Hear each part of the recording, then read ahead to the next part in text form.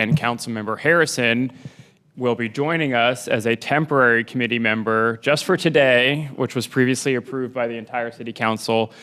We have two items on our agenda, the NCDOT high crash intersections and then pedestrian improvements at East Whitaker Mill and Atlantic Avenue. Mr. Moore? Good afternoon. Thank you for entertaining these items today.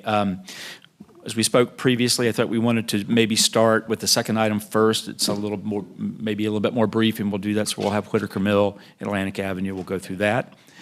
Sean Driscoll, who is our Vision Zero coordinator, is going to present both items today. He has a whole group of folks with him from transportation who will also be available to answer questions if you have those.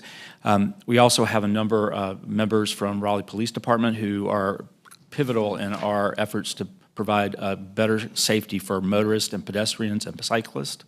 So they're also in the audience. And then we have a number, like I said, number of members of transportation. And we also have some representation from North Carolina Department of Transportation here. So we should be able to provide some pretty robust answers if we need to. So with that, I'd like to ask Sean to lead us on the Atlantic Avenue Whitaker Mill. Great, yeah, and thank you everyone for being here. We have a packed house of really smart people, so I'm assuming we will be able to get some good solutions going. Yes, sir. We have a lot of good support. My name is Sean Driscoll. I'm the Vision Zero Program Manager here at the City and the Traffic Engineering Department. And first, we'll go over Atlantic at Whitaker Mill.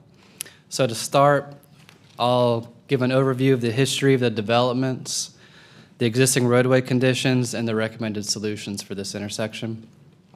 So to highlight the changes within the corridor through here, Dock 1053 and Raleigh Ironworks are now very high trip generators. It's both increased pedestrian and vehicular traffic through the Atlantic at Whitaker Mill intersection. So Dock 1053 came in first in 2015. It was a development plan that was submitted. It was a plot plan under the previous UDO and no frontage improvements were required. In 2017, the development plan was submitted for Raleigh Ironworks. Phase 1 did not require pedestrian crossings across Atlantic, but future phases or future builds out do have a potential to include a ped bridge or other improvements at the Atlantic or Whitaker Mill intersection. So the existing conditions, we pulled a crash diagram and looked at the crash history for the intersection. There was left turn, same roadway crashes, so that was vehicles on Atlantic turning left onto Whitaker Mill that are yielding to oncoming traffic were resulting in angle collisions. So the solution or the safety countermeasure there is to remove that permissive left turn and change it to a protected left turn. So you only get the green arrow or red arrow to turn. We also had some red light running and some minor ped crashes at this location. We would consider this moderate compared to other sizable intersections, but this is the city of Raleigh's kind of proactive approach to try to get ahead to make improvements at this intersections before we do have a crash history based on those increased in ped and traffic volumes we're seeing through here. So getting right into the solutions, what you're looking at here is a signalized crosswalk across Atlantic. So that high-vis crosswalk with the new ramps, a signalized crosswalk across Whitaker Mill, a sidewalk that extends from the intersection all the way to almost the railroad to the west, like just to the edge of the railroad's easement line.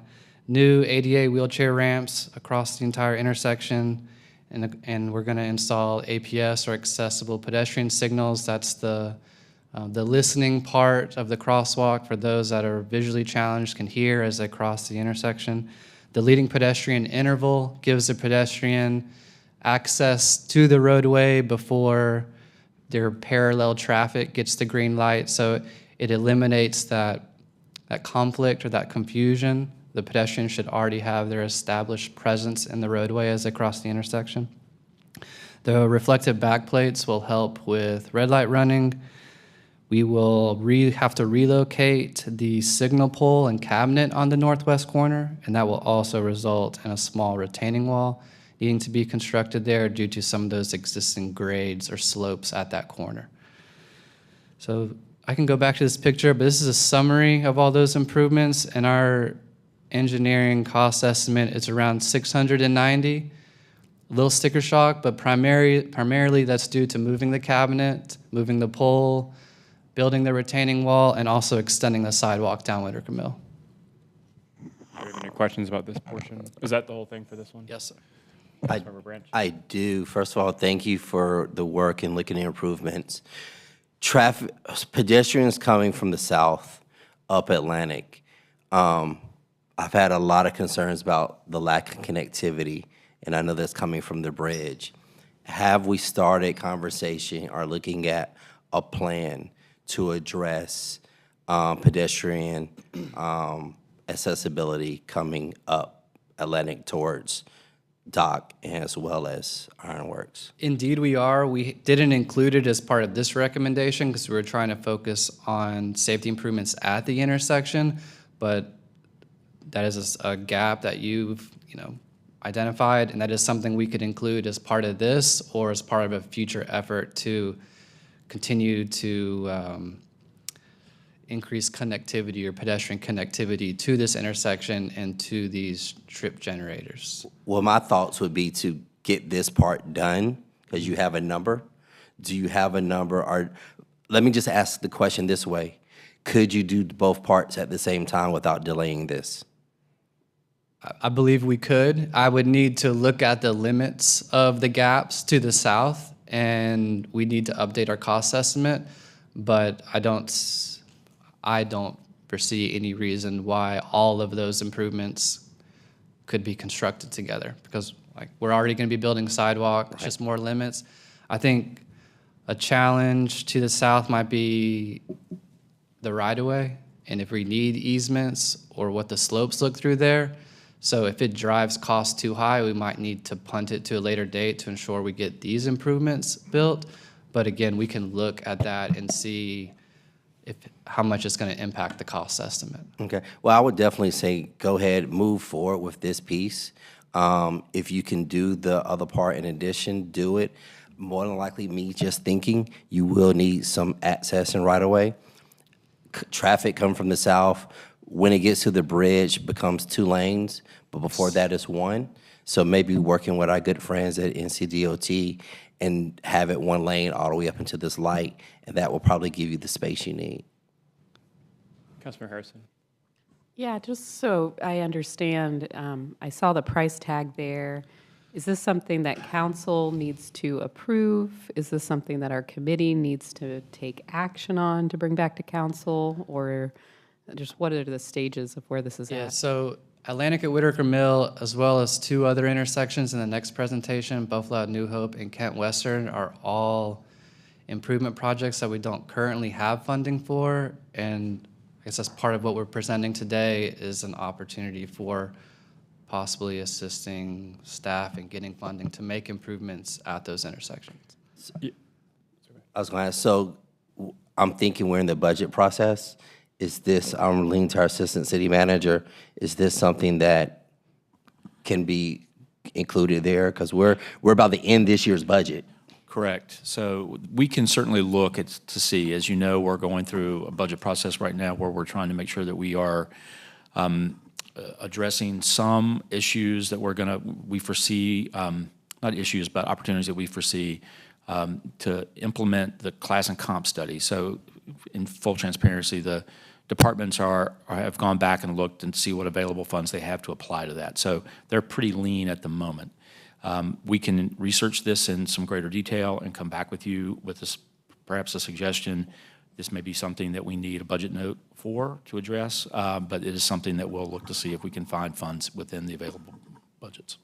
Yeah, so I had asked for this particular item to come to committee, and my intent at the end of the presentation was to just request that we refer it back to the full council with a budget note for them to identify potential funding options. And I would anticipate that the second presentation will have 1 or 2 that we may want to do that with too. That's correct. I will add a couple things. I'm an at-large council member, so typically things that are happening in specific districts don't always rise to me because folks will go to their district council member, but for some reason this particular intersection I have personally heard about over and over and over. And so when that happens, I know that it's becoming a larger issue. So I've been out here and I took my scooter and I see what folks are talking about, a multitude of issues, including the fact that currently there's a guardrail that completely cuts off that one corner and people are jumping over it and then trying to run across the street where there's no crosswalk or light. I think it is a miracle that we haven't had more accidents or deaths right now, and I think it's probably coming. When you have an area that was formerly industrial that has now moved to a mix of uses where people are living, working, and playing, it's an area that was designed to be hostile to pedestrians because it was not designed for them, and now we're putting a ton of people here and not giving them the infrastructure they need to get around, and I'm really concerned if we don't do something that something bad will happen. My second question is, you mentioned a few slides back that, you know, the development that kicked this off was that first dock. Could you go back to that slide? And at the time, no frontage improvements were required. And you noted here that it was a plot plan under the prior UDO, before the UDO. So my question is this. I would also be interested in finding out when we have these adaptive reuse projects, if they're not triggering a frontage improvement, that would be something that I would be interested in exploring, having a text change to, even if you're not building a new building, if you're going to upfit something and change the use from formerly industrial to a place that people are going to be using, I think it should trigger a frontage improvement too, so we don't end up in this situation again. Good afternoon, council members. Kenneth Ritchie with Transportation. Just a little bit of an update from our Planning and Development Department. They are looking into the site plan standards and kind of those tiers, because today there's tiers of site plans. So they have started looking into that, and they are anticipating recommendations and reports coming back to council at some point. They didn't have the exact schedule, but certainly would anticipate that this is one of those topics of conversation with that. And you may have just answered that, and I flew over my head, but if this were to receive funding, let's pretend tomorrow, how long would this phase be to construct it and get it to where it needs to be? It was funded tomorrow. The signal plan, do you want to answer? Yeah, I can answer. The good news is if we just focused on this intersection, sorry, Jed-Niffenegger Transportation, right-of-way is not a concern. So we would have to do engineering design, then would have to let it for construction. Optimistically, 12 months. Realistically, probably closer to 18. I know that's probably not what y'all'd like to hear, but the guardrail work, that takes some time. And unfortunately, as you mentioned, they closed that corner off with the guardrail. So we would have to order the parts and make the break so that pedestrians could make that crossing. Let me just anecdotally, and this is random that this happened, but I was at the dentist this week, and someone in the waiting area recognized me. We were talking. They had no idea this was on our agenda today. They had no idea I'd be chairing this committee. They started randomly talking to me about we need to do something about this intersection because they live in the area, and the gentleman was pushing his twins in a stroller and couldn't get across the street or over the guardrail. And that just happened, that was Tuesday of this week, and here we are Thursday talking about it. And so I do think it is reaching a sense of urgency. I think that was a great question to figure out the timeline. At the appropriate time, I would recommend that we vote it out with a request for budget note. And do we need to give you authority to, it sounds like you're already doing the planning's already looking at when to trigger frontage improvements at this. Do we need to ask for that too, or will that just come to us? I think they've got a schedule that will bring that before you, so We I don't don't need to believe, make any requests. I don't believe so. Councilmember Harrison? Yeah, a couple things. So I can probably support this moving forward as a budget note. I do want to note that in the requests that we're about to see with the top 20 intersections based on crash incidents, I don't believe this one is in there. So I just want us to think about the actual data of where we have issues. And I'm sure this one is a problem, but it isn't in that top 20. So if there are other areas that we need to be thinking about, I just want us to be thoughtful and comprehensive. One of the reasons that I asked initially for this meeting was around the intersection of Chapanoke and Wilmington Street, because there was a pedestrian death there. And I found it so concerning when I heard about it that is why we started this conversation. So I just want to make sure we have a full conversation perhaps before we make any motions. There are also people here in the audience, I think, who want to provide public comment. So perhaps before we make any motions, to hear from the public would be great. Yeah, why don't we hear the next presentation, and then we could hear from folks from the public and then decide how we want to move everything forward. Do you have anything else, Councilmember Jones? It could probably wait until later part of our discussion, but I'd like just for me to better understand as we're making changes and we're moving from industrial to a mixed use, and that's what we want to do. How do we in the future preemptively look at this as a council, and where do we have that discussion so that it doesn't get lost on mine? And I think that's where I'm going. I think that's what they have in the part they've been working on. So okay. if you notice, it says under prevailing UDO, we're in the middle of making changes and updates. So they're aware of these challenges. And my understanding, you're going to bring that before us. Yeah, a lot of that's going to be based in the regulations you've got as you have those land use and those intensity changes. So the code would dictate. And I think I understood that from the staff perspective of you guys doing that. I think what I'm trying to say on us as we're looking at this, I don't tend to, we don't tend to have this conversation outside of, council where it can be like, this is where that I'm aware of. So I'm just trying to see is this in public hearing that we have this? Is this during? I think it's case by case. Case by case. Well, I mean, I think if they had come in for a rezoning, right, for this one here, we would've came probably up. would have been like, hey, you're going to put in a sidewalk, or we could have talked about it. I think because they did a development plan Right. and they didn't change the building, they really just changed the use. They weren't required to build anything, which, proactively, I don't want to end up in this situation again. My opinion is that I think it's a great development, and when they added all the retail there, they should have been required to add a sidewalk and, curb cuts and all the other things that we need, so. I see. So you're saying that by changing the UDO, that's something that we wouldn't necessarily have to. They would have to just do it, have to yeah. do it. Got it. Okay. Thank you. Just one question. I'm curious about the bike lanes. So they're on Atlantic. Is there a plan to add protection or make any adjustments? Do I have that wrong? I think they're on Atlantic, correct? They go over the bridge too, yeah. Yeah, I mean, in my experience, it's not a very safe feeling ride. So where is that part of the conversation? When we further evaluate this and look at the sidewalk gaps to the south, we can also see if there's a possibility to try to make some of those bike lanes more protected. But again, we're limited to the space from curb to curb. And so if that isn't available, then the bike lanes will likely remain as they are installed through here. And there would be limited changes to this intersection too. The green skips would be maintained. Add to, and I think Bike Twitter will come after me for this. I have ridden this route on my scooter before they painted the bike lanes and after, and I understand that paint is not protection. I do feel significantly safer just knowing that I have a portion of the right-of-way that is designated for me. At the very least, cars are not riding right on the shoulder, and I at least have a space to ride.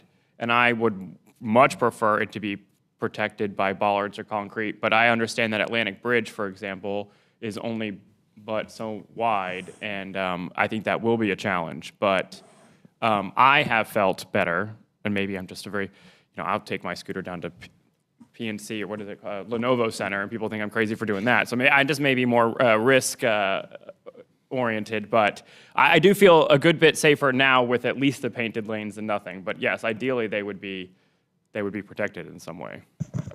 And to the chair, as we look at this in greater detail, we can look for opportunities. We are somewhat limited by what the bridge is today. We are somewhat limited by those sort of physical constraints. With the topography, we have the street falls off on one side, high on the other side. As we do that, we can look for those opportunities, and I'm sure staff will make every appropriate judgment to do that. We could do maybe we'll do the next presentation and then questions, and then we'll hear from folks who are here to talk. And just to check, what do you think the process will be for public comment so they can prepare? Who's here to speak from the public? One, okay. Just in general, is anyone here to okay. Will you raise your hand if you plan to speak? Okay, so maybe it's like 3 minutes each, yeah? Okay. Proceed? Okay. Okay, so the next presentation, this is the 20 locations with safety concerns. So again, we're gonna go over the top 10 vehicular and top 10 bike ped along with Wilmington and Chapanoke. So the agenda for this presentation, the transportation systems is existing roadway conditions and sources we use to identify safety deficiencies. For the traffic safety program, I'm going to review what a crash report looks like and how we put together crash diagrams, our current development process, how we put projects together, and then the sources of funding we're currently using. The Vision Zero approach is an update on the development of our comprehensive safety action plan. Case study is just simply an example to show you a location where we identified safety deficiencies and how we go about making improvements and recommendations. And then I'll go over the top 10 for both vehicular and bike and peds, and then we'll end with 2 of those intersections requesting council or giving y'all an opportunity to possibly fund additional improvements. Before we proceed though, I do want to call out like some partners and stakeholders that we have in the audience today. My group, the Vision Zero group, is myself, James Sedano, James please stand, is the city traffic engineer, and Shane McCarthy is a traffic safety engineer. Gabrielle Bubbin is our Pathways to Public Service intern we have right now. She's been a huge help. And then I got to call out RPD is here, Goff, Stapleton, Lopez, Crash Reconstructive Unit, Traffic Enforcement. I know Street Maintenance, Transit is here. It just goes to show like the support we have from the entire department and kind of the reach that our group has and the influence and impact we're trying to make amongst those other groups. So to start, back in like the 50s and 60s when your capitals and Glenwoods were being constructed, the primary focus was on accommodating cars. That was the mode of transportation systems back then, but now it's different. We are more of a multimodal community now more than ever, and we have competing interests within the transportation network. Increasing safety and minimizing delay for all modes of transportation is a goal, but increasing safety and operational and project costs limits the improvements we can make. So the stats below, in 2023, we had 23,000 reported crashes within the Raleigh city limits. We averaged between 20 and 25,000 crashes a year. So you can see the breakdown here, but in 2023 and 2024, we had 41 fatalities. In 23, it was 16 pedestrians, and in 24, it was 15. Regardless of what the total number is throughout the years, we've noticed that about a third of the fatalities are pedestrians every year. So our transportation system currently is we want to prioritize safety of peds, cyclists, and transit users. That's our vulnerable user population. We want to continue to push toward the goal of reducing and eliminating serious injuries and fatalities within our transportation network. The infrastructure improvements we make need to be prioritized to better serve our historically transportation disadvantaged communities. The Safe Systems approach is not about eliminating crashes, but trying to prevent crashes from becoming fatal. The picture you see here is a raised crosswalk that we worked with street maintenance to construct as part of resurfacing. We measured ped counts through here. It's on St. Mary's by Broughton High School, and there were over 1,000 kids crossing this roadway in one day. It's probably the highest that we've collected around the school around Raleigh. So instead of constructing a hawk or a rectangular rapid flashing beacon, the raised crosswalk eliminates all the mechanical pieces that we need to rely on to bring more awareness to us as pedestrians as we cross the road. The raised crosswalks will decrease the speeds of vehicles as they move through this section. So if there were a crash, it would be at a lower speed, and the survivability exponentially goes up when that happens.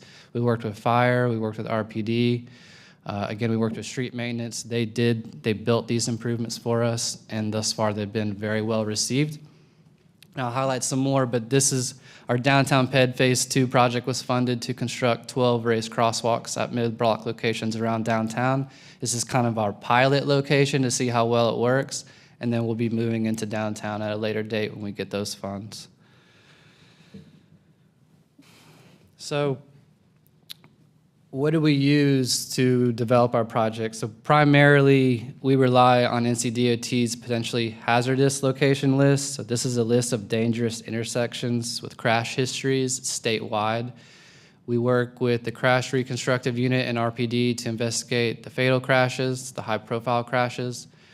We receive a couple hundred citizen requests every year, very wide variety of requests, most of which result in a visual obstruction study, a speed study, a signal study, a crash diagram, or a site visit to more accurately provide a response to the citizen.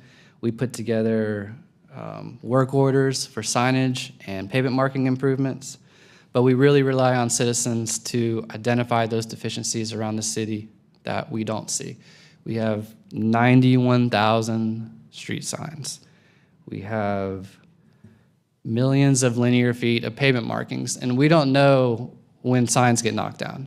So again, strongly encourage citizens to reach out to us and reiterate any safety concerns so we can ensure like those advanced warning signs are installed in the right-of-way and we can maintain them. So again, I'll go over like a case study of how we go about it, but basically we determine the best fast forward based on the analysis that we complete. That's that speed study, the signal study. We consider its priority and feasibility, like where is the improvement around the city? The availability of funding, are we gonna use our own? Do we need to pursue grant funding, or is this an improvement we can make using in-house resources? And then we proceed on with the improvement. So this is a crash report. So this is a DMV 349 report that's used statewide. Again, RPD filled out 23,000 of these last year. There's 82 individual data fields, and there's a handful of which that we pay our closest attention to, which is the sketch, the narrative, the environmental factors, and the street lighting conditions. We again, work with the crash reconstructive unit to get a better understanding of what happened in those situations. These crash reports only tell so much, but RPD can pull the black boxes and get the details of what happened to better allow us to make sure that we install the right safety countermeasure to try to prevent a preventable crash from happening again. So say we identify a location that has a problem, we put together a crash diagram. This crash diagram in each one of these lines is a police report. It's a crash report. And we create this diagram, and after basically graphing all of them, we can identify patterns at intersections. Sometimes at like a Capitol Calvary or a New Bern at Trawick, we have hundreds of crashes. The crashes we pull for vehicular is 10 years of data, 5 years of data. For pedestrians, it's 10 years of data. So at this intersection, we can see that there's a left turn, same roadway crash problem. It's similar to what we identified at Atlantic at Whitaker Mill. Vehicles turning left are having challenges yielding to oncoming traffic to turn onto the side street. Things we focus on the crash diagram is the injury status, the direction, the time of day, the road conditions. But really, like I was saying, it helps us determine what the correct safety countermeasure is to try to address the crash pattern. So in summary, we do our study, we identify a pattern, we recommend or identify potential solutions, and then we identify a funding source or implementation method to move forward. So these are our funding sources. So Raleigh is very unique in that many of our high volume, high speed roadways are NCDOT owned and maintained. Your Capitol, Glenwood, Western, New Bern are all NCDOT owned and maintained. So we have a very close relationship with our partners at NCDOT who are here today. I should have called them out as well. But we've worked with them to acquire almost $10 million in spot safety funding at 33 locations around the city. That's both state and federal dollars. So some of those are easier to implement than others, like the state funding, the federal funding, DOT is working through. But being good partners, we're also going to be delivering some of those projects. So here, hopefully by the spring or early summer, I'm going to be bringing 6 municipal agreements to council. 4 of those are for improvement projects along MLK from Wilmington to Poole. That's a $2 million project. One of them is a downtown PED Phase 2. It's $1.3 million. And the last one is the construction funding for the Capitol Calvary intersection. The design was funded by transit and staff, and that's complete. So once we get that funding, then we'll be able to move forward with those improvement projects. So similar like Jed had mentioned, design projects usually take about 12 to 18 months, depending on if easements are required, and usually the construction time frame for these types of construction contracts will be 1 year. We also have our Vision Zero funding we get from council every year. We make improvements. We try to focus that in our Safe Routes to School funding that we have left at improvements around schools. We're signalizing the intersection of Riverbend Elementary. The design is done, and we're looking to start construction probably in the next 6 months to signalize the intersections of Wakefield Pines High and Middle School. We have a traffic calming project along Wildwood Forest, and we're filling in some sidewalk gaps through there. And then also using some of our funding as a force multiplier for grant opportunities to try to extend that dollar as far as we possibly can. We also work with engineering services, roadway design and construction as they deliver the CIP and BOM projects to make sure that we have safety improvement projects through there. And then operationally, we have a lot, that we have to maintain. So 91,000 street signs, 8 million linear feet of pavement markings, 663 signalized intersections, 37,000 handicap ramps, and almost 1,200 miles of roadway, of which only about 750 has sidewalk on one or both sides. We also have 30,000 streetlights in Raleigh that our streetlight manager, Dustin, I should have called you out, I apologize. Dustin's on our team too, he's a streetlight manager. He's been with the city for like 20 years, he's really good at what he does. But It costs about $500,000 a month to keep the streetlights on, to the tune of about $7 million a year.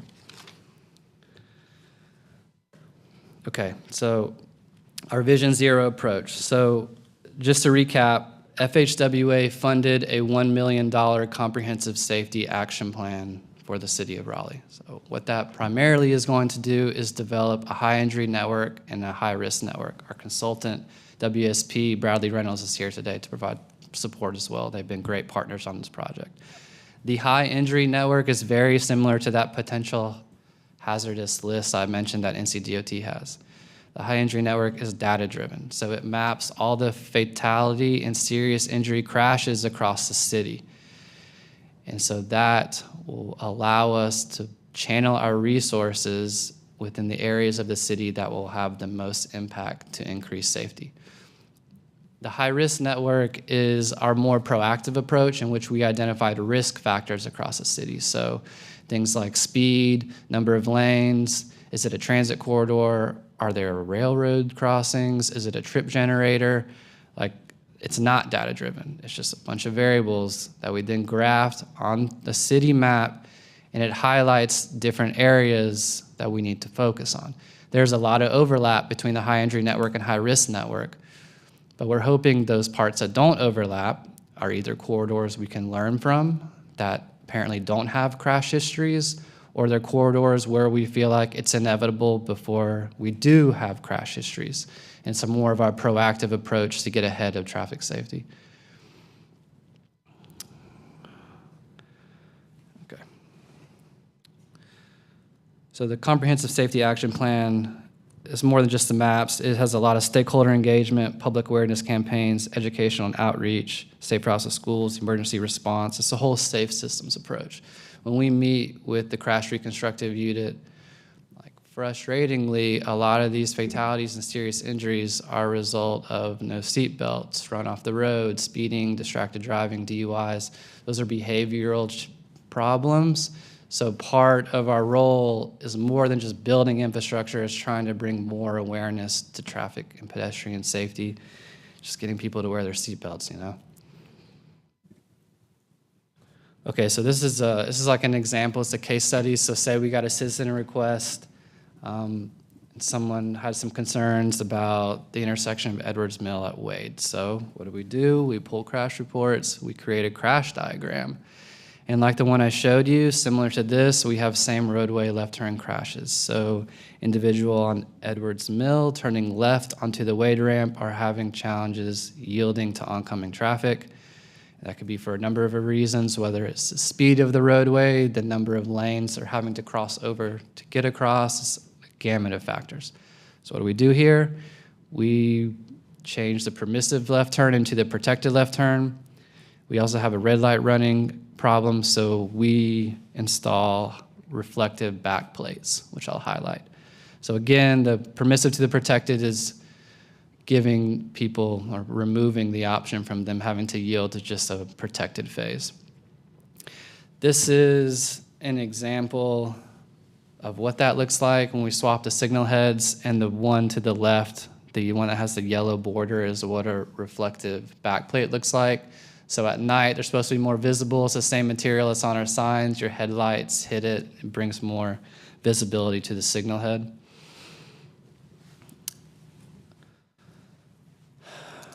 So additional improvements, this is outside the safety improvements I just highlighted to address the crash problem. We don't have crash problems here, but this is additional infrastructure we need to install to better provide the users of the system an opportunity for success to navigate this intersection. So that includes rectangular rapid flashing beacons at the free flow ramps, as well as signalizing the pedestrian crossings for the ramps as you come off the freeway. And again, LPI and APS at all the intersections that we work on. So what I just showed you, Edwards Mill at Wade, is number 2 on here.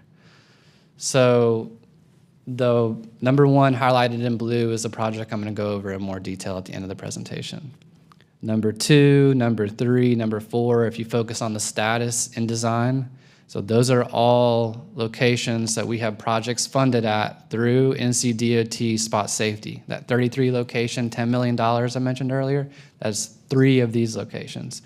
And number 5 was complete by staff in-house. And I can go back to these, but we'll keep going. So again, 6 through 10, this is for vehicular locations. Number 6, number 8, number 10, all have funded projects. Number 7 and 9 have projects in development. So what that means is we've identified the safety countermeasures we need to make, and we are putting a project together to apply for more spot safety funding through NCDOT to get improvements at those locations. You'll notice that all of these intersections are on NCDOT-owned and maintained roadways. So moving to the bike and ped, again, the one in blue we'll go over in more detail, but number 1 has a funded project I mentioned. Number 2, number 4 do as well. Number 3 is an example of a project we're going to be applying for more funding, as well as the 6 and 7. And again, 8, 9, and 12 have funded projects. So Chapanoke at Wilmington was a project that was funded, I believe, last year for signal upgrades at the intersection. Okay, so the 2 projects in yellow I mentioned. So the first one is a bike and ped. This is at Kent at Method at Western. So it ranks 5th in the city. You can see the crash history we have here. And the picture is the existing conditions. So what's obvious is the missing crosswalks. So drawn in here, I'll kind of go back and forth. You can see where we circled the improvements, and we've highlighted that on the left to try to make it easy to follow. So install the missing legs of the crosswalk along with the LPI and APS, installing the back plates, as well as the near side head due to the distance from the stop bar to the signal head on the other side of the intersection is too far, so a near side head will help with that. What I want to point out in the yellow circle is NCDOT is constructing sidewalk and pedestrian improvements as part of the DDI interchange on Western. So furthermore, supporting the need, we're about to have ped infrastructure bringing pedestrians to this intersection. We need to have the crosswalks all marked. So part of this project would also include rectangular rapid flashing beacons at the free flow ramps. This is not included in the project, but this is an example like similar to what I showed you at Edwards Mill at Wade. It's not a stop control situation, but there's a sidewalk there, there's a crossing, and the RFBs bring more visibility to the pedestrians. A total is 280. The next location is Buffalo at New Hope. I'm sorry, while we're back here, I just want to ask a couple questions. So you're talking about the sidewalk addition, and I saw it looked like it was just a small section of Western Boulevard, maybe before this slide. Yes. Yeah, in yellow. Yes. So will there be any sidewalk added further? Yes. So the sidewalk extends through the DDI to the other side of the intersection as well. So it doesn't end here on the picture. Okay. It continues through the intersection. And what about south? Because there's nothing there on that side of Kent Road either. Nothing currently planned on Kent. Okay. I just want to make mention, we had a West Raleigh CAC meeting last night, and it was about a affordable housing development that's planned very close to this intersection, and it's for seniors. And so part of the reason that it can be built at the density and the heights is because this is in a frequent transit area. And so the idea is that you can walk to the coming BRT. There is a bus stop over here. But when you're walking, and the way you would go from that particular development is up Kent Road, there is no sidewalk. And that development starts at Garland, where again, there is no sidewalk. So I just want to add just a couple, kind of the elements of context sometimes around, it's great if we get this particular intersection fixed up as much as we can, but we still have some big gaps just south of here. And if staff, and correct me if I'm wrong here, similar to New Bern Avenue, if there's leading sidewalks up to get to BRT, they're looking at ways to try to close those gaps. So with BRT being implemented, there's possibly, I think, we can find funding to help close this gap if that's needed. Is my understanding correct? Correct. In the past, we've had what's under a category called transit supportive infrastructure. As part of our last bond. We'll need to include that in future bonds, but this BRT for Western's a few years out, so we have some time to identify that. And in the meantime, we'll also get that sidewalk connection on our list. Transportation Director has been really engaged in trying to make sure that we're identifying those gaps and getting them closed as much as we can. So. Yeah, and I'll just add that, off of Kent Road, just further south, there's another affordable housing development that is underway, under construction, that we approved in our last term. I'm very excited for that.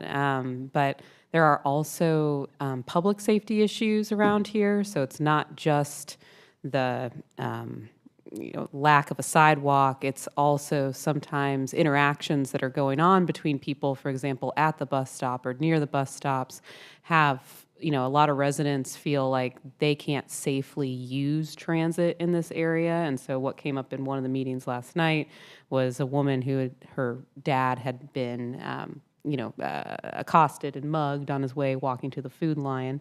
And so that's across the street. And there's just those concerns about, will people use this area for all the amenities that it has? I do. I bike across there all the time. But I feel pretty strong if someone tried to run after me. I don't think they could catch me. But, those are just those kind of concerns in this area that make it a little extra challenging. Understood.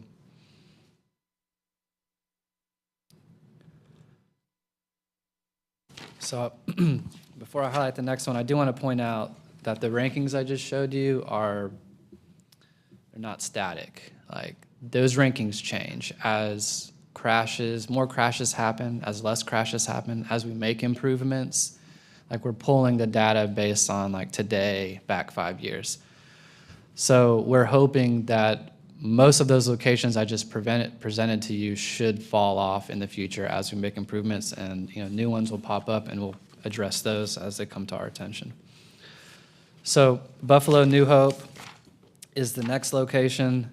This is ranked number 1 in the city, and I gotta give props to our Transportation Development Services group. These improvements you see here, these triangular refuges and crosswalks, those were installed by the developer as part of a development project at the corners of these intersections. So this is a really good example where we got it right, but there's still more improvements to be made, which I'll highlight here. So obviously the missing crosswalk on the west leg, and then signalizing these slip lanes, so to say. So they are part of the signalized intersection. Right now it's a yielding situation for anyone trying to cross those. But with this project, we would signalize that. All those crosswalks would tie together. And then, of course, APS and LPI. So improvements we've made is staff did the protected left turns, and then the back plates were installed by the developer just last year. And this is about $233,000. So in total, what I just presented to you was the $530 plus the $690. That's it. You have questions about this part? Not a question per se, but when I look at the previous project and this one, this is about 1.2 million that looks like is needed to fund these. And I'm sure Michael got that in a back pocket somewhere. Councilmember Jones. Thank you so much for the presentation. I just have a few thoughts. Can you go back to the crosswalks, the raised crosswalks? Sure. I know you said that you were talking to fire and all that. I know in previous conversations that I've had, it reminds me of a speed bump. And I know that fire has been hesitant about that. So can you explain the differences between a speed bump and this, and why it's more preferable than a speed bump to fire? I can. This is speed bumps can be quick, and the height of them, they can feel very impactful. The raised crosswalk And this example has 10 foot of slope to go up 6 inches, which is the curb height, the 6 inches, 10 foot of raised crosswalk, and then 10 foot down. So, and fire gave us criteria that it needed to meet 90,000 pound compressive strength, stuff like that. But this is very gradual as you go over it. It can be soft, and we even worked with fire to test their vehicles over this before we decided to implement this at more locations around the city, especially downtown, and we got really good feedback from them. I also got to point out that the reason this one also runs so smooth is because it was constructed as part of the street resurfacing project. When we go in and we are installing even a raised crosswalk or a speed hump within an existing roadway, a transition might not be the smoothest as it would be if we were resurfacing the roadway.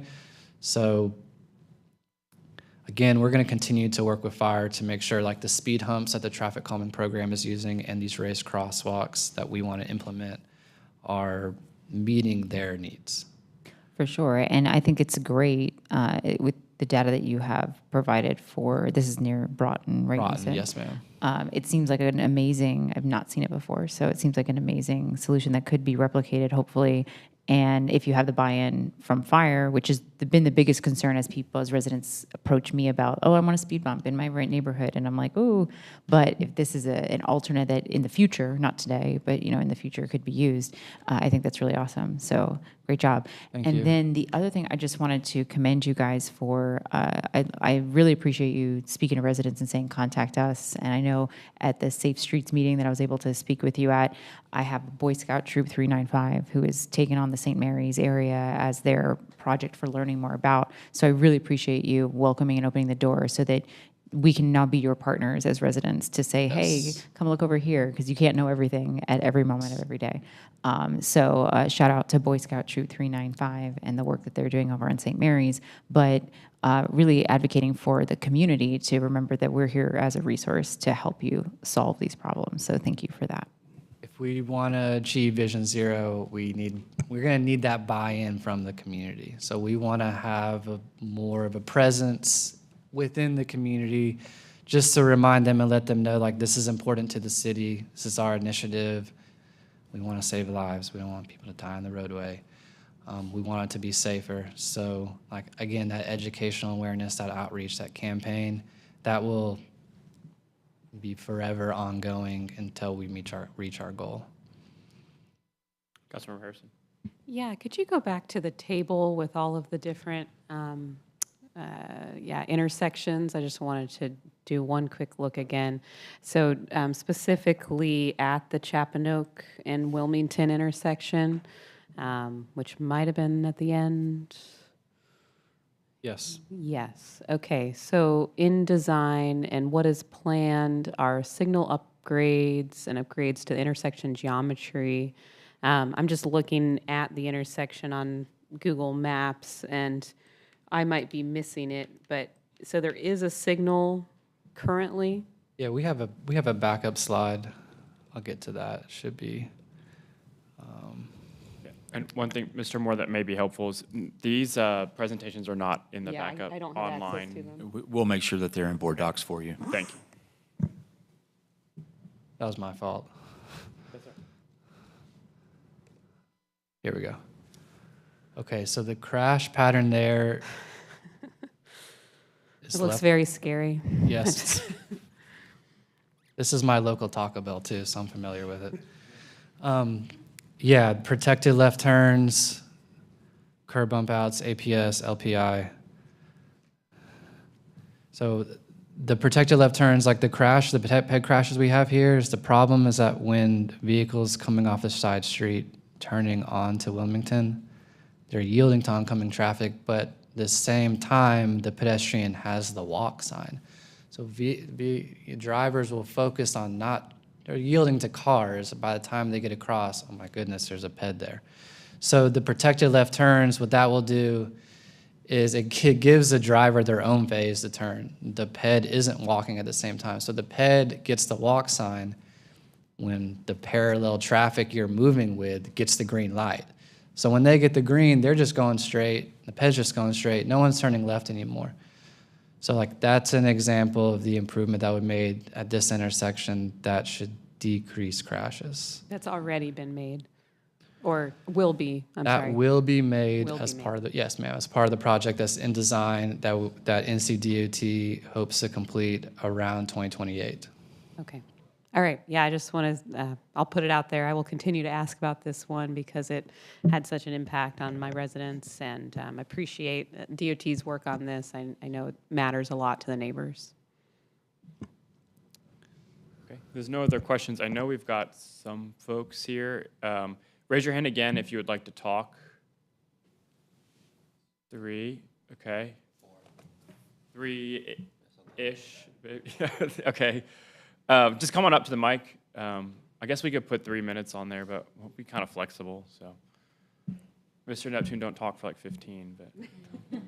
15 seconds. No. 15 seconds. You have 3 minutes on there, but if, we're not gonna cut you off, just go ahead. 3 minutes on the clock. My name is Nick Neptune. Good afternoon, Mr. Chair, council members, colleagues on staff.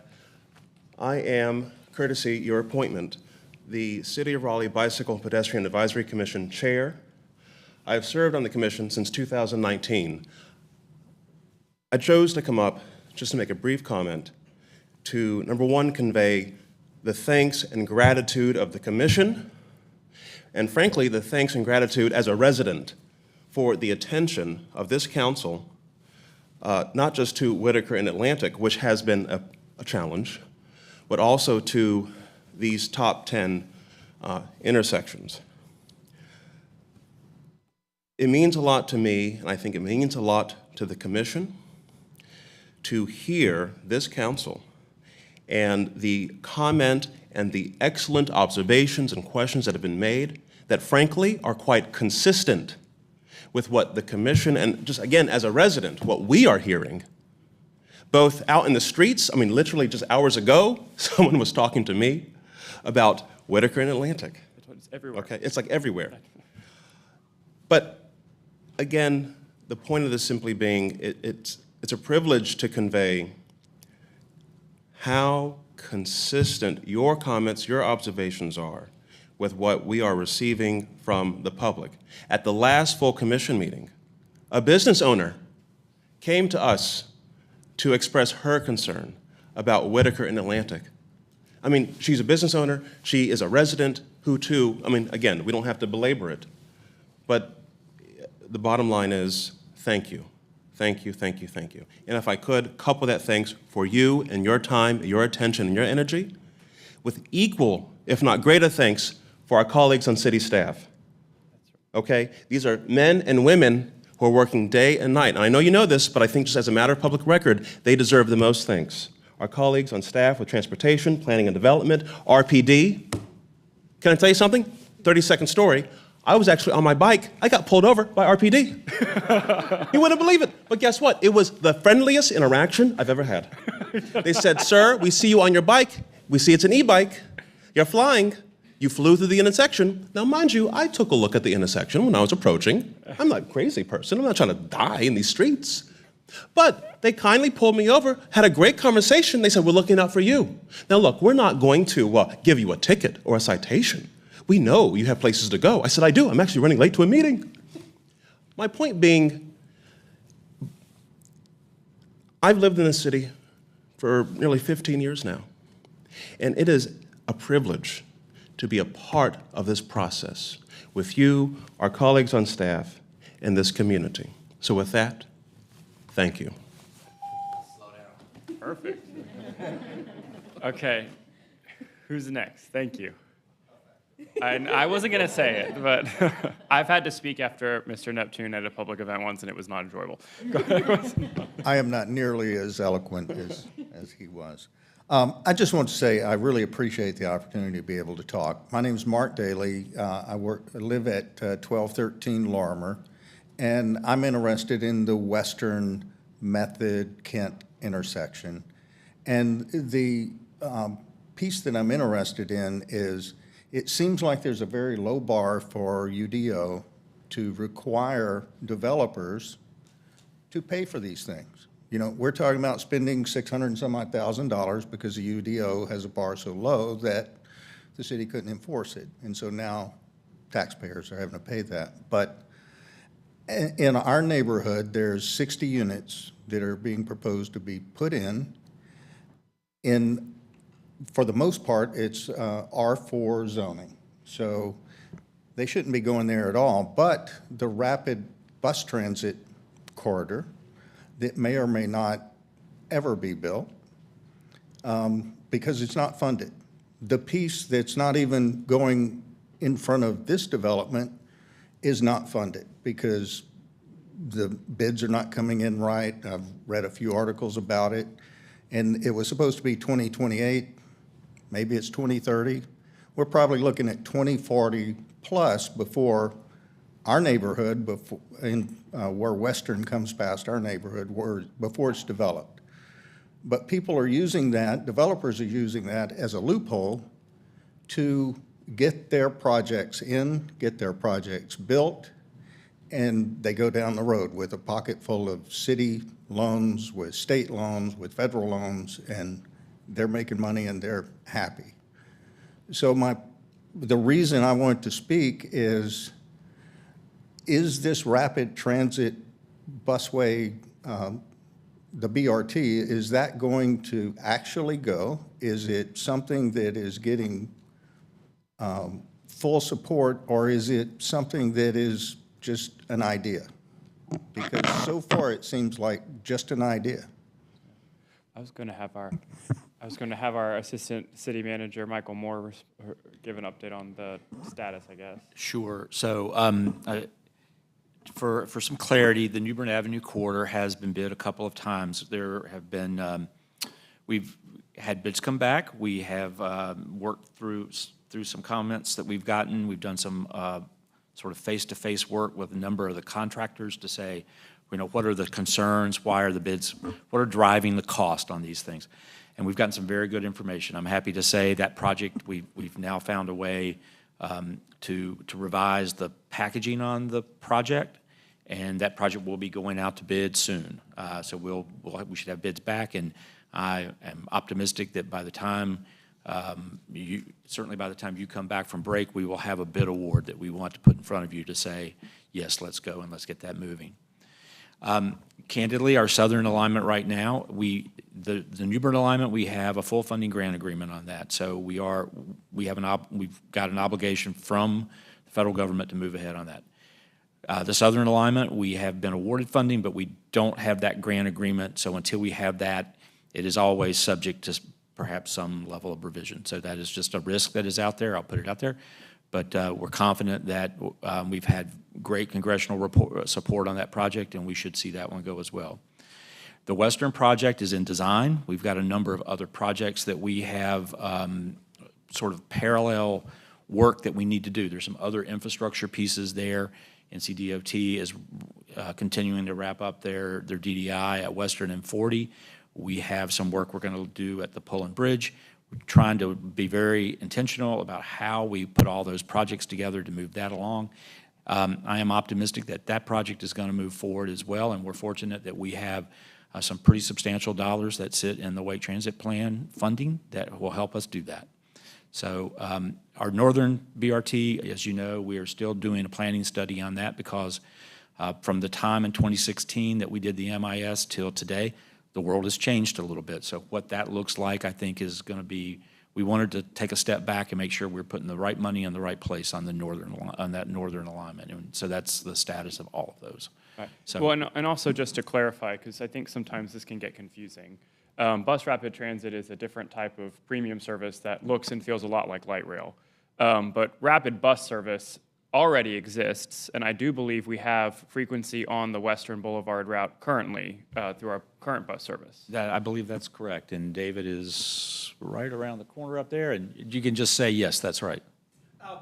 Not the full length of the corridor, but for portions of that corridor, that is correct. Exactly. It's So the part that we're talking about. Yeah. Yeah, we've got 15-minute service there. Right. And is there a bus stop there? There is a bus stop on Method, but it's one that most of us wouldn't want to wait for a bus because it's pretty sketchy. Yeah, I don't know where the locations are. They have over 1,000 bus stops, so you have to work with staff to pull that up. Well, we can get you that info. Yeah. But the second piece, and thank you so much, I appreciate that. The second piece is just off of Western, there's a street called Garland, which is where all of the access from this particular project would come from. And it has no curbs, no real improvement. It's a paved street, like a lot of our streets, but there's no sidewalk. And coming out onto Kent and then in turn getting to Western, in the morning, it may take 3 lights to get out if you happen to hit it at the wrong time. And we're planning on putting 60 new units there, planning on putting 130 or 140 units just down the road. So we're about to pour a bunch of cars into this with no development. So that's an issue too. And I don't know if this is the right place to be saying that, or if I need to be at a council meeting. I do think it's helpful, and of course, if you'd like to sign up for public comment, you could address the full council too. But we can certainly also have members of our transportation and planning staff follow up with you and your neighbors about some of these more specific concerns. Councilman Harrison has been great. She's been involved in this whole project, and we had transportation staff at the West Raleigh CAC meeting last yes. night, and so we've had now 2 meetings about this particular development, and we've had RPD there and the developer, and just a lot of different, I think, very rich conversations about this particular site, because there are trade-offs. You know, the affordable housing is wonderful that we can get out of here, but to some of the points that I heard last night, even from RPD's side, what they said was they would rate this particular area as 5 out of 10 in terms of safety for a older person. That's what they said.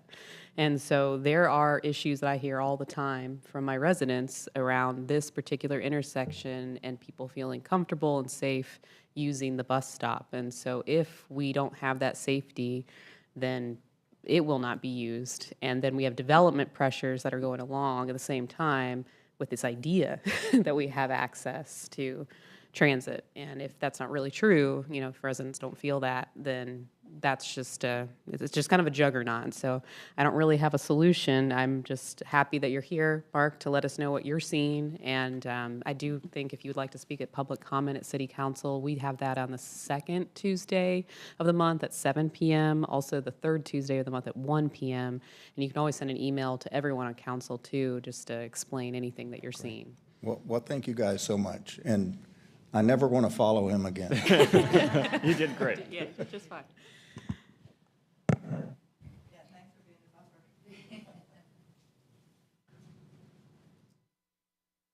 How are you? Hello, everyone. I'm Mary Jo Gellenbeck. I'm a member of the Bicycle and Pedestrian Advisory Commission.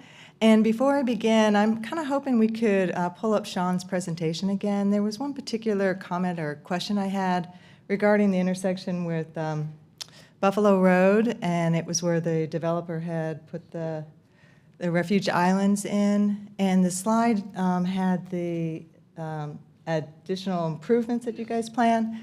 So it had the red circles with the I think, yeah. traffic lights. It's, keep going.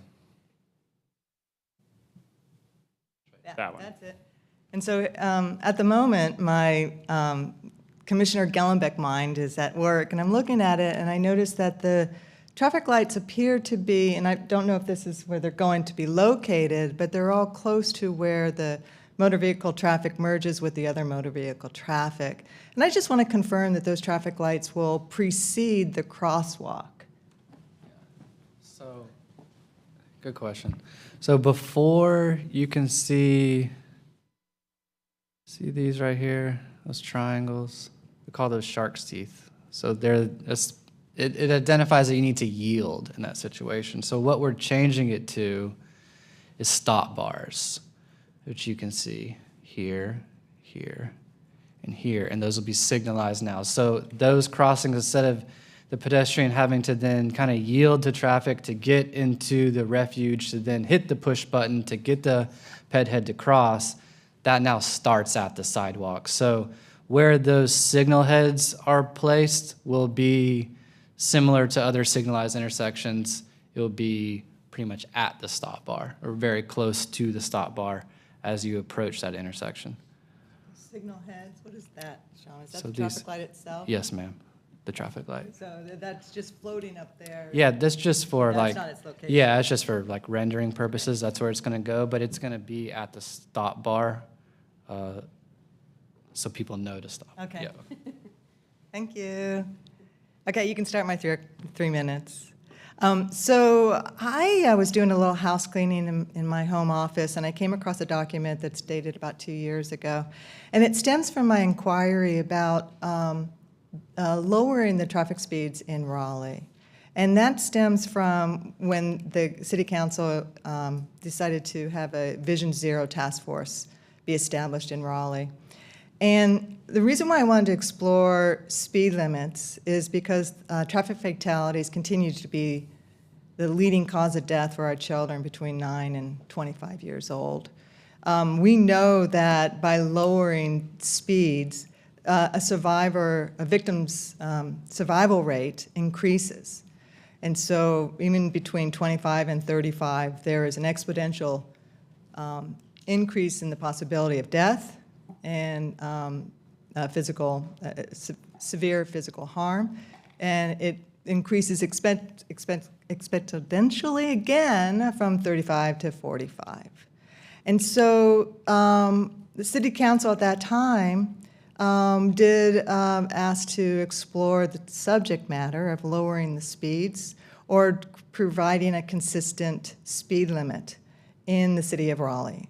So, for example, on Six Forks Road, between Atlantic Avenue and Lynn Road, there are 4 different speed limits, depending on the time of day. 25 miles per hour where there are schools. There are 2 schools located on this road. There's an elementary school and a middle school.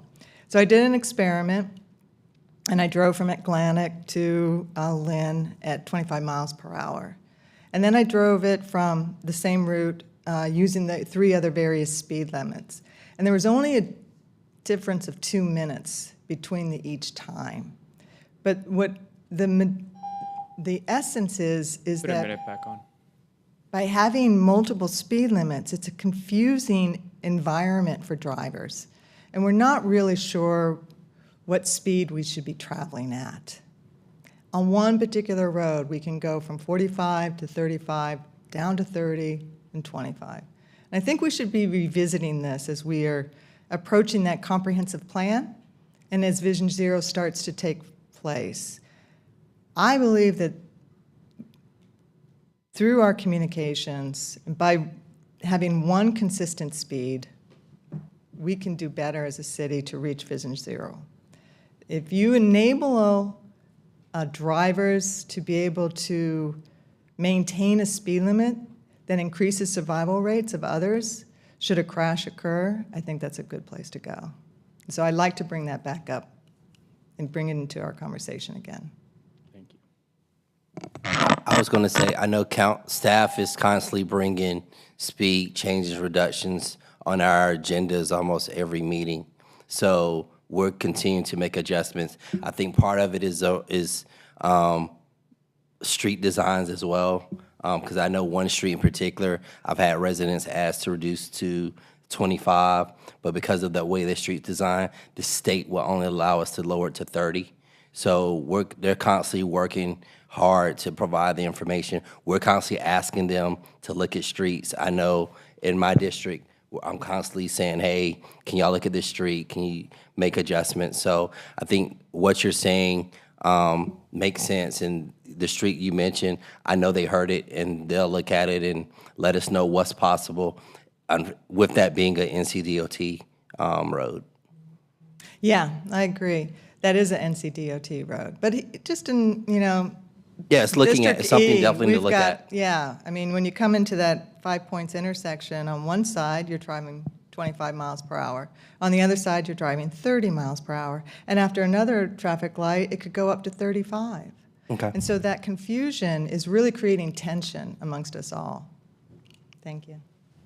I'll just highlight, especially in the 5 Points area, you can sit down, but I just wanted to amplify that. I know it gets confusing. I have other residents over on Edenburg Road where it's 45 and then it goes down to 35, and I understand it's coming from a big road where it's more highway-esque and it's 55 up, a few miles down. So I understand the confusion, but I just wanted you to know, I hear you. I know what you're talking about. Hello. I have a question for this gentleman here. Okay. The raised crosswalks that you were talking about, they have a very long ramp up and a ramp down. Is that possible to utilize on another type of roadway? For example, if you were dealing with Person Street, which is fairly high speed near the Krispy Kreme, and you're then dealing with the residential cross streets like Franklin, would you be able to incorporate one of those there so that, you go up, over, and back down, so it's more convenient for the elderly, maybe people with sight issues to cross that intersection, and would slow traffic down, maybe even without needing a right on red? Because right on red was created basically to save energy, decrease pollution, and things like that. And so I kind of feel a little sad when I see those go away. It also slows people down, but I think if they had to go up and over something, it is effectively a speed bump. Is that a problem for the fire service? It's a geometric challenge with the intersection. So those raised crosswalks are most effective at mid-block locations. And to your point, for your 10 feet of slope, 10 feet of crosswalk, 10 feet of downslope, they can be as wide as 30 feet. So at an intersection, that slope then becomes impacted by the radius of the intersection. So whether you're having to extend it around it, which isn't our preference. So in that situation, we would evaluate more of a raised intersection. So the whole intersection comes up. So your approach, your slope up, is before the crosswalk, and then you kind of stay up through the intersection, and then you go back down on the other side. Now, there's also stormwater implications with this as well. I'm talking about going across Franklin Street, not Person. You see, because I think the idea here is to slow traffic before it enters the residential neighborhood. So That would be impossible. yeah, I'm not super familiar in my head with the specific location, but staff can evaluate further and determine if that's a good countermeasure for that location, for this application. I would kind of remind everyone, this is a pilot project with the raised crosswalks here, and we can only use them really on roadways that have low volumes that are 25 miles per hour or less. Our next phase of this implementation is going to be the Downtown PED Phase 2 project, where we're going to install these 12 raised crosswalks at existing mid-block locations. So I think once we have more examples and build more success around the city, we will then expand building raised crosswalks at more locations. Another question for you. I just thought of my head. Mr. Chair, we'd be really happy to get with you after the meeting, and we can go through a lot of these in detail if you'd like. That might be just as well. I'll Yeah. not waste everybody's time. Yeah, thank you. No, it was good discussion. And one thing just to flag for Mr. Driscoll, and I don't want to open a can of worms, I think that entire corridor, isn't it supposed to convert to two-way at some point? At some point, we're doing a study on that as And there's going to no. be, and the street would probably be repaved or resurfaced, and so that may be a great opportunity to look at some of these, because you did the one on St. Mary's during a resurfacing project, so.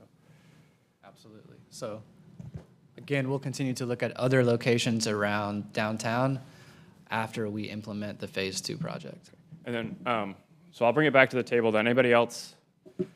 We've got two items. And I'll also add, we're talking about mid-block crossings. I noticed that with our construction project with the city hall next door, if you come out of that one stairwell adjacent to this new city hall project, there's no sidewalk now because we've taken it to do the project, and we've put up this tape and signs that say, don't cross mid-block, go down to the end. No one's paying attention to that. And just, we may want to close that stairwell during construction or the exit there or something. We can't close that. Can't, okay. It's a fire. Got It's it, a fire okay. exit. I'm just, a lot of people are crossing mid-block there, so I'm we, guilty as charged. we may need to look at that. I only know because I went that way for court this morning. I'm a lawyer, I wasn't a defendant. I was in court representing someone, and everyone was crossing there, and I was like, well, no one's paying attention to this sign. But- Yeah, Mr. Chair, if we could, because I actually have to speak to some students in 15 minutes. Yeah. I would definitely, I think we should move forward. And I would ask for a budget note holistically of these projects, or if it can be implemented within the budget. So giving you two options of, because I know one time we asked for a budget note for something, and you fixed it with the budget before it came to the budget note. So either way, giving you the flexibility to find the funding to move forward with the Whitaker and Atlantic, as well as with these two pedestrian intersections. Second. Thank you. All in favor? Aye. Aye. Okay, that was unanimous. And that's how we will report it out then with the budget note authorization. That's all we had for today. Thank you everyone for coming down, and meeting adjourned.